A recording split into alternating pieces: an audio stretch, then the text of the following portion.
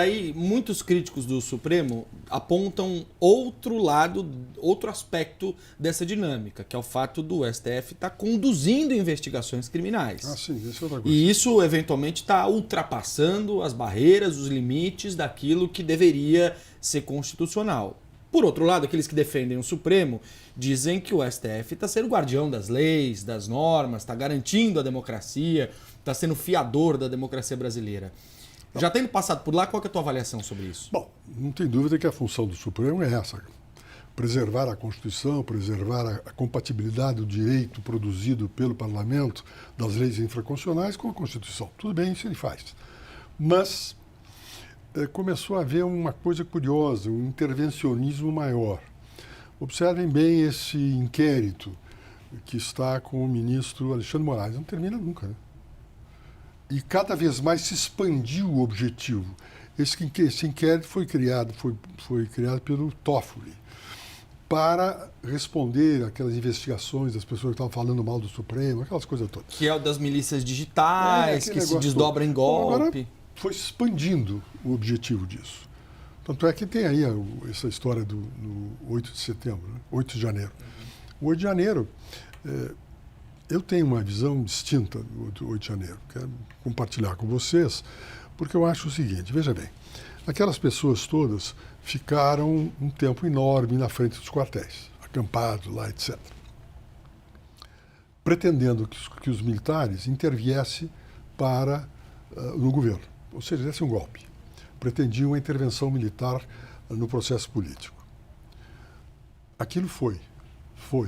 Não saíram, não houve naquele momento, foi o período Bolsonaro, não podiam tirar da frente. Então, ficaram isolados. Esse pessoal ficou lá, mas ficou um tempo. Quanto tempo esse pessoal ficou lá? Entre o resultado das eleições de 22 e o início do ano de 23, então, né? Alguns meses. Um mês, pois bem.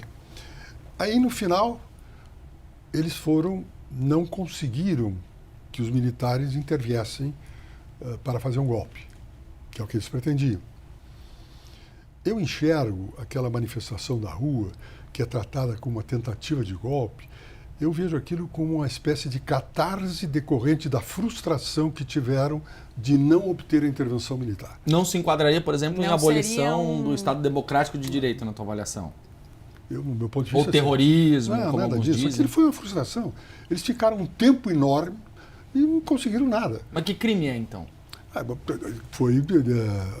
problema de destruição de patrimônio público, essa coisa. Tem várias situações. Você se lembra aqui em São Paulo, quando no governo eu acho que foi do Alckmin, houve um momento em que invadiram o palácio, arrancaram as cordas, que ninguém falou em atentado ao Estado Democrático de Direito, né? Mas ali, né, ministro, aí tentando olhar um pouco para a ótica que hoje o governo principalmente defende, as investigações que estão sendo conduzidas pela Polícia Federal estão seguindo uma linha de raciocínio de interconexão, onde todas essas frentes de investigação que a gente vem vendo, desde as joias até a trama golpista, passando por todas as outras aí no meio, a bem paralela e assim por diante, se unem dentro do conceito de que haveria uma organização criminosa que teria utilizado o Estado para cumprir determinados objetivos não republicanos. Essa é toda a linha, por isso que se cria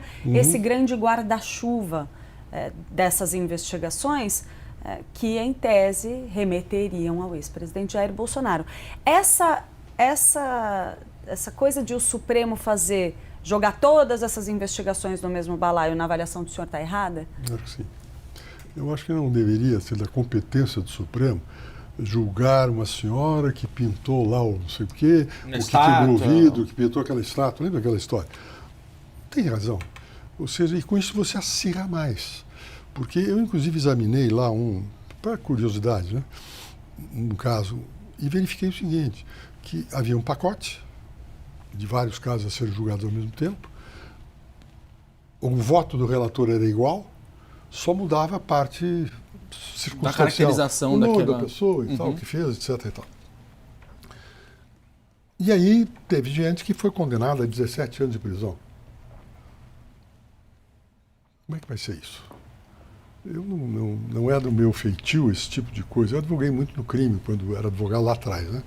Agora, eu acho que nós tínhamos que ter mais não se envolver, o tribunal inclusive, nessa disputa política e radicalização que está havendo. Vocês vão convir comigo que a radicalização vem do presidente Bolsonaro, mas também foi provocada pelo presidente Lula. O presidente Lula, em todas as manifestações, ou grande parte delas, faz acusações ao Bolsonaro, que foi o ex-presidente. E Lula ainda alimenta essa polarização? Alimenta a polarização, talvez por interesse de que disputa política, eleitoral, teria mais condições, etc. Mas isso que eu refiro é essa disfuncionalidade. Ninguém está olhando para o futuro.